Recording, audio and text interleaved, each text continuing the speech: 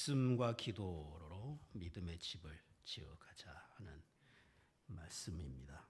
우리의 삶, 우리의 신앙의 삶을 집을 짓는 것으로 주님이 비유해서 말씀하시죠. 우리의 하루하루의 삶은 벽돌 한 장 한 장을 쌓아가는 집 짓는 삶과 같은 것입니다. 우리의 집, 우리 인생의 집은 장난감이 아니죠. 우리의 영원한 삶을 결정을 짓는 매우 소중한 일이고, 또 두 번 다시 지을 수도 없잖아요. 우리가 이 땅에 사는 집은 헐고 다시 지을 수 있지만 인생의 집은 헐고 다시 지을 수도 없습니다. 하나님을 향한 믿음으로 이 집을 지어야 되고, 하나님을 향한 사랑으로 짓고, 또 헌신, 봉사 이런 것을 통해서 우리의 집을 예쁘게 지어 가야 되겠죠.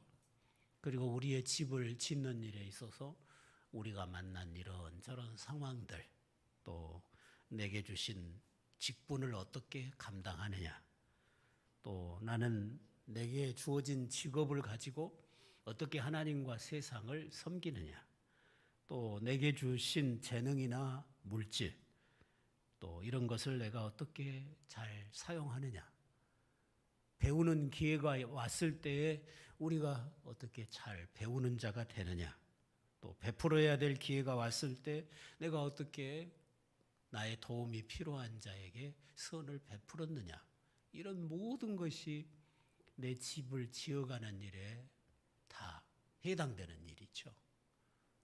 우리가 살아가는 모든 삶, 행동 전부가 다 우리의 인생의 집을 지어가는 일에 벽돌 한 장 한 장이 되어지는 것입니다.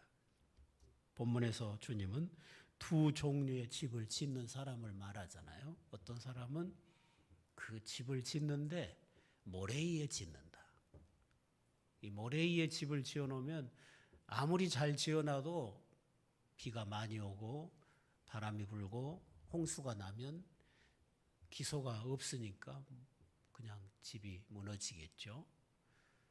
또 내 말을 듣고 행하는 사람은 반석 위에 집을 짓는 지혜로운 사람이다. 아무리 비바람이 불고 홍수가 나도 그런 집은 무너지지 않는다. 내 말을 듣고 말씀대로 행하는 자가 반석 위에 집을 짓는 자고, 내 말을 듣고도 행하지 않는 사람은 모래 위에다가 집을 짓는 어리석은 사람이다. 여러분은 지금 어떤 집을 짓고 계십니까? 모래 위에다 짓고 계십니까? 반석 위에다 짓고 계십니까? 모래 위에다 짓고 계시면 지금 헛살고 있는 거잖아요. 다 무너질 건데, 바람 불고 홍수 나면 무너진다고요. 바람 불고 홍수 난 게 뭐예요? 우리에게 다가올 시험, 환난, 유혹, 핍박, 죽음, 이런 게 누구에게나 오잖아요. 환난의 바람은 누구에게나 불어옵니다. 그런데 비 안 오고 바람 안 불고 홍수 안 날 때는 다 멀쩡하잖아요. 멀쩡해서 문제가 없는 것 같이 보여요. 그런데 비가 오고 홍수가 나 보면 기소가 없으면 무너지는 거고, 기소가 튼튼하면 아무리 비바람 불어도, 아무리 환난과 핍박이 있고 시험이 와도 흔들림이 없이 굳게 설 수 있다는 거예요. 그러니까 신앙도 평상시에는 잘 모르잖아요. 평안할 때는 다 믿음 좋은 것 같고, 다 천사 같고 그래요. 근데 어려운 일 딱 만나보면 믿음의 바닥이 드러나잖아요. 그 어려움을 만났을 때 어떻게 대처하고 어떻게 말하고 어떻게 행동하는가를 보면 그 믿음이 바닥까지 다 드러나게 되잖아요. 그래서 그 환난과 핍박이나 시험을 이기지 못하고 와르르 무너져버린 신앙이 있고, 오히려 환난과 핍박과 고난이 오면 더 굳건한 믿음으로 서서 하나님을 영화롭게 하는 그런 성도가 있는 거죠. 그럼 여러분은 어떤 성도가 되기를 원하십니까? 시험 오면, 핍박 오면, 고난이 찾아오면 무너져 버리고 싶으십니까? 그런 신앙은 안 되죠.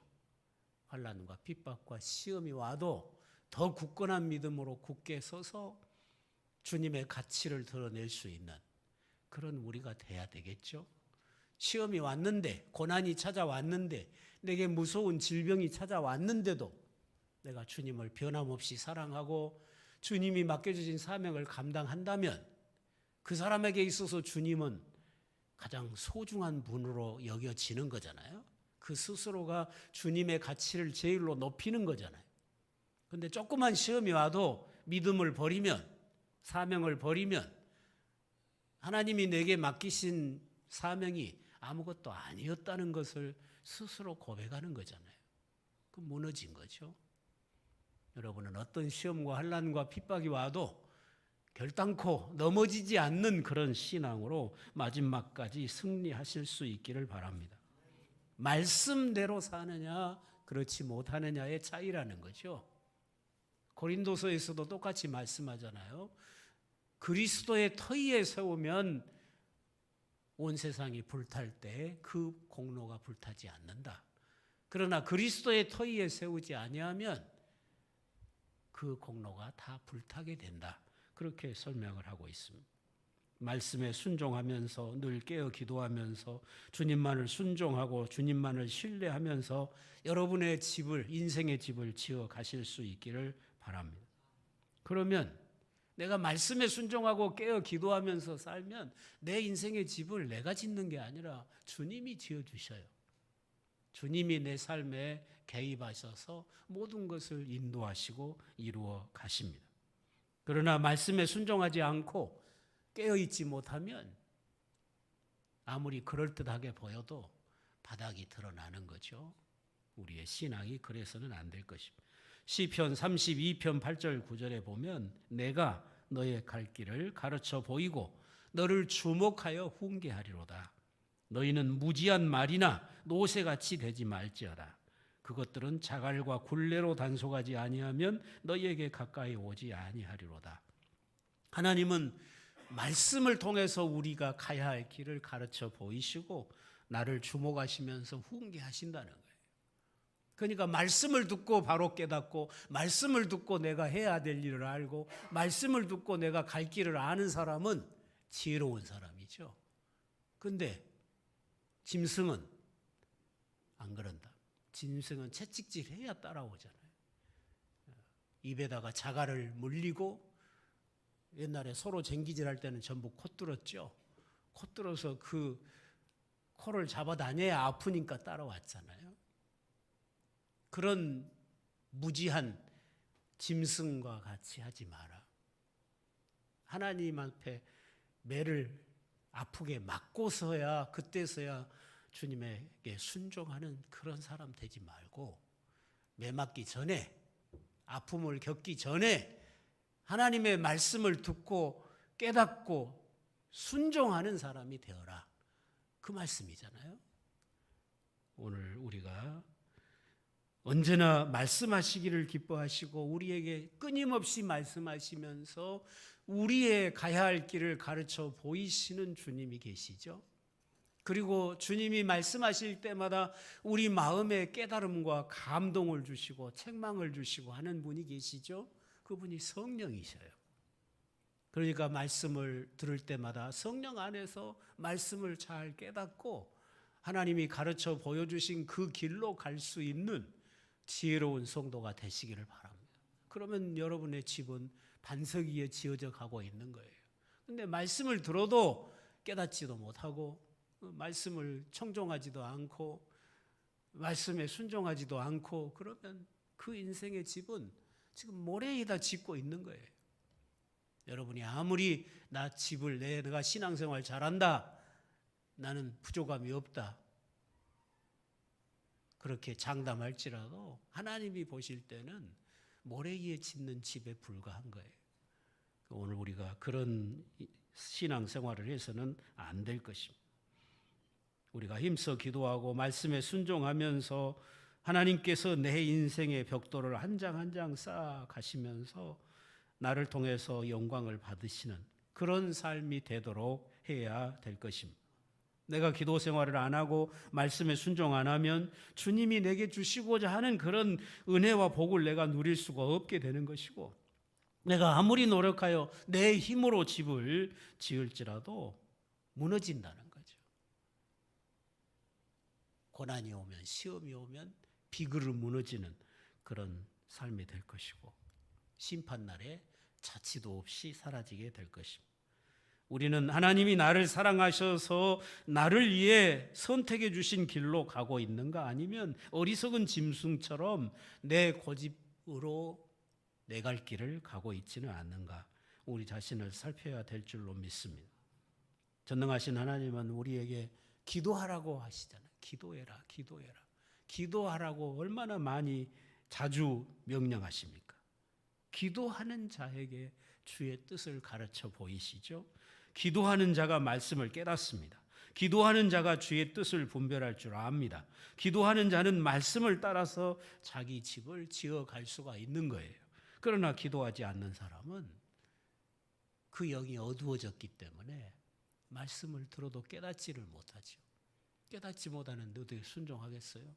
그 말씀이 무슨 뜻인지도 모르는 사람이 어떻게 순종하겠습니까? 그러면 그 인생은 모래 위에 세워져 가고 있는 거죠. 이제 환난의 비바람, 핍박이 오고 시험이 오면 그 신앙은 비그러 무너져서 바닥이 드러나고 말 것입니다. 주님은 내가 만나는 모든 상황들 속에서 기도를 가르치시잖아요. 기도할 열망을 주시잖아요. 기도할 힘을 주시죠. 내가 기도할 때 주님은 내가 만난 상황에 적극 개입하셔서 도와주시는 것입니다. 우리가 살아가면서 많은 일들을 만나잖아요. 어떤 때는 어려운 일, 어떤 때는 몸에 병이 들기도 하고, 어떤 때는 아주 중요한 일을 맡게 될 때도 있고, 여러 가지 일들을 만나는데, 이런 여러 가지 일들, 어려운 일들을 통해서 주님이 우리에게 가르치시는 것이 동시에 공통적으로 가르치는 게 뭐냐 하면 기도하라는 거잖아요. 어려운 일이 있을 때, 시험이 찾아왔을 때, 고난이 왔을 때, 아픔이 왔을 때 하나님께서 공통적으로 우리에게 요구하시는 게 뭐냐면 엎드리라는 거예요. 조용히 하나님 앞에 엎드려서 기도하라는 거예요. 바람이 불면, 비바람이 불면, 환난의 비바람이 불면, 시험이 오면 엎드려야 되는 거예요. 조용히 엎드려야 돼요. 그런데 비바람이 불면 한없이 시끄러워지는 사람이 있잖아요. 가시나무처럼 비바람이 불면 시끄러워요. 하나님 앞에 조용히 엎드려 기도해야 되는데 시끄러워요. 그러면서 찌르잖아요. 옆 사람을 찌르잖아요. 가시나무처럼. 우리가 그러면 온전한 인격의 신앙이 아니잖아요. 고난은 누구에게나 오는 거예요. 시험은 누구에게나 옵니다. 여러분에게 시험이 오면 조용히 엎드려 기도하시기 바랍니다.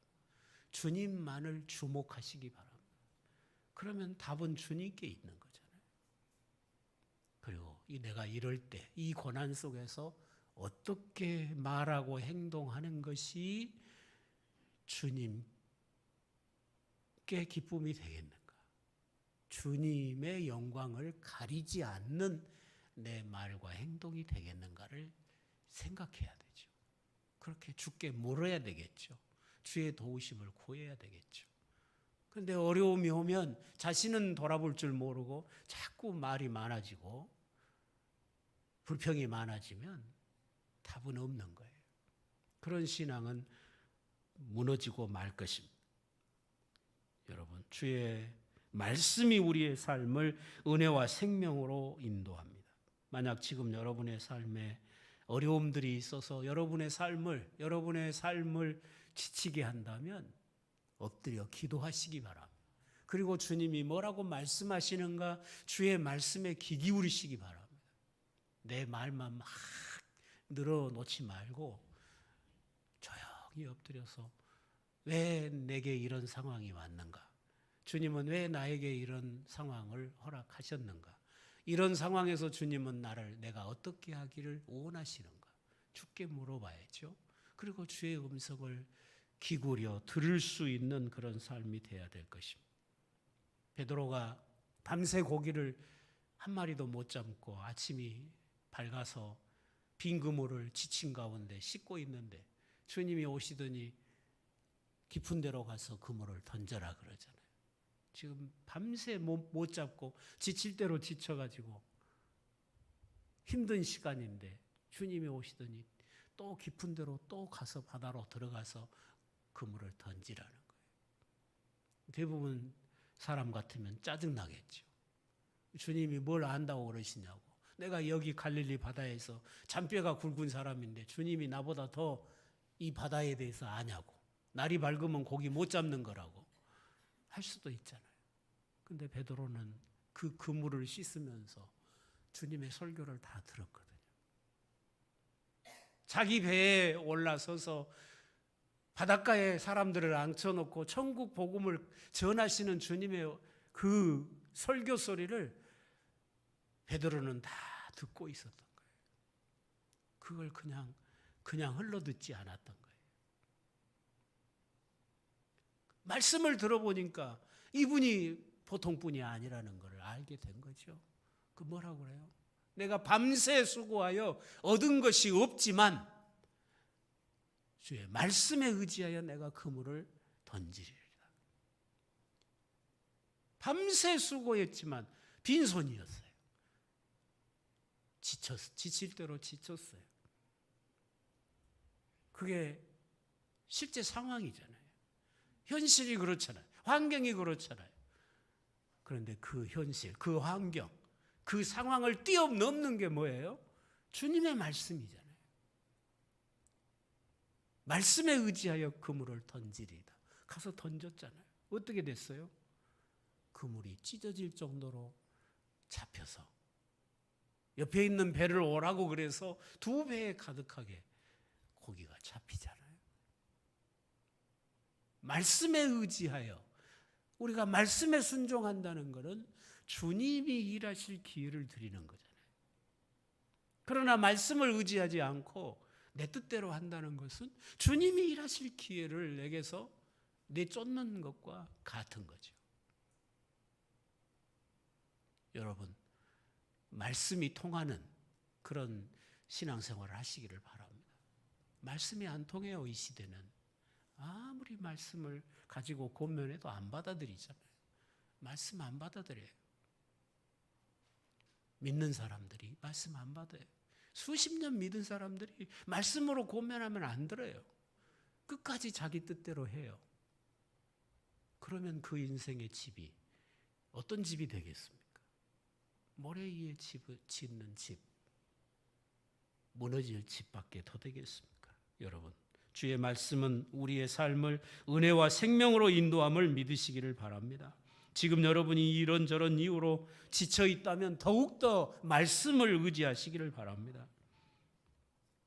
똑같은 장소에서 그물을 던졌지만 자기 노력으로 할 때는 빈손이었고 빈 그물이었지만 말씀을 의지하고 순종하고 가니까 주님이 일하시니까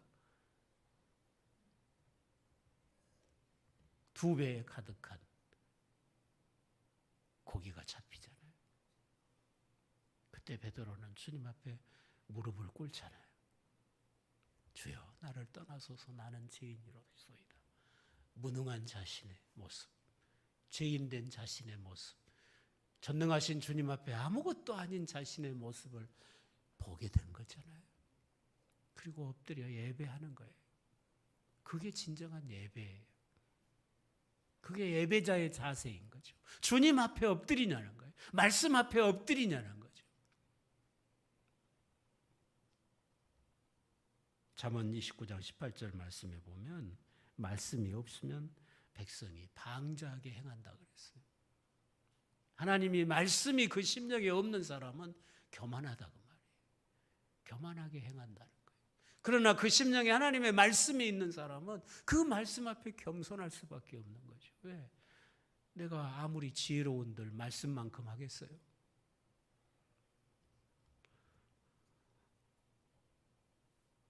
여러분이 진실한 기도를 통해서 늘 주님 앞에 낮아져야 됩니다. 그래야 방자해지지 않는 거죠. 교만해지지 않는 거죠. 그리고 기도가 그 사람의 삶의 목표를 주잖아요. 기도는 삶의 소망을 줍니다. 용기를 줍니다. 능력을 입혀줍니다. 우리는 기도를 통해서 우리를 향하신 하나님의 선하심을 깨닫게 됩니다. 하나님의 계획하심을 따라가게 됩니다. 기도가 우리의 믿음의 삶을 복되게 하는 거잖아요. 그러니까 인생의 집을 바르게 지으려면 말씀이 있어야 되고 기도가 있어야 되는 거죠. 말씀과 기도는 둘이 아니에요. 왜냐하면 우리의 모든 기도는 말씀을 붙잡고 하는 거잖아요. 하나님의 말씀이 이렇게 하니까 그 말씀이 내 마음에 내 삶에 이루어지도록 구하는 게 기도잖아요. 그러니까 말씀과 기도는 둘이 아니에요. 항상 말씀과 기도는 따라다니는 것입니다. 여러분이 인생의 좋은 집을 짓기를 원하시면 늘 기도와 말씀 가운데 살아가실 수 있기를 바랍니다. 우리가 기도할 때 하나님은 우리를 도우시기 위해서 바쁘게 움직이실 것입니다. 기도하는 사람에게는 기회가 생기죠. 기회가 주어집니다. 닫힌 문이 열립니다. 기도하다 보면 쓰임을 받습니다. 기도하다 보면 막혔던 길이 열립니다. 문제가 해결됩니다. 기도하다 보면 헌신의 기회가 옵니다. 쓰임 받을 수 있게 됩니다. 기도하다 보면 지혜가 생기죠. 그리고 이미 하나님이 나에게 맡기신 모든 재능과 은사와 달란트들을 바르게 잘 사용할 수 있게 되는 것입니다. 기도를 해야 어떤 시련이나 환난과 시험이 와도 그걸 이겨낼 수 있습니다. 주님이 도우시고 성령이 함께 하시기 때문인 것입니다. 하루아침을 기도로 시작하는 성도가 그 하루를 살면서 하나님의 은총을 입을 기회를 얻을 것입니다. 하루하루를 하나님의 부여하신 은혜 속에 여러분의 집을 아름답게 지어가는 어리석은 자가 아닌 지혜로운 성도가 되시기를 바랍니다. 여러분의 기도 생활, 말씀에 대한 자세, 태도 이런 것이 여러분의 삶을 결정하는 거죠. 홍수가 나고 바람이 불었는데 집이 무너지면 다시 지을 기회가 없어요. 주님 심판날에 서서 이 악한 종아, 이 게으른 종아 그렇게 판결음이 나면 제2의 기회가 없잖아요. 갈 곳은 지옥밖에 없게 되는 거잖아요. 여러분, 오늘 우리의 삶이 얼마나 소중한 삶인가를 늘 기억하면서 말씀과 상관없는 그런 삶을 살지 마시고 기도 없는 그런 삶을 살지 마시고 하나님은 나에게 뭐라고 말씀하시는가? 내가 이럴 때 주님은 내가 어떻게 하기를 바라시는가? 어떤 것이 말씀에 합당한가? 어떤 것이 주님이 기뻐하실 일인가? 날마다 물어야 되고 사건이 있을 때마다 물어야 되죠. 그래서 주님이 말씀하신 쪽으로 가고 주님이 원하신 쪽으로 가면 여러분의 인생은 무너지지 않을 것입니다. 반석 위에 든든히 세워지는 집이 될 것입니다. 말씀 제쳐놓고 말씀 고면해도 듣지도 않고 자기 고집대로 가면 그 길의 끝에서 누구를 만나겠어요? 주님 못 만납니다. 자기하고 똑같이 생긴 마귀를 만납니다. 자기하고 똑같이 생각하고 똑같이 말하고 똑같이 행동하는 마귀를 만나게 돼 있어요. 그러면 그 마귀와 함께 불못에 들어가겠죠. 여러분이 가는 길에서 항상 주의 말씀을 청종하고 말씀에 순종하면서 주님과 동행하시고 여러분의 인생의 끝에서 반드시 주님을 만나서 주의 영광스러운 나라에 넉넉히 들어감을 얻는 그런 집을 반석 위에 짓는 지혜로운 성도들이 다 되시기를 주의 이름으로 축원합니다.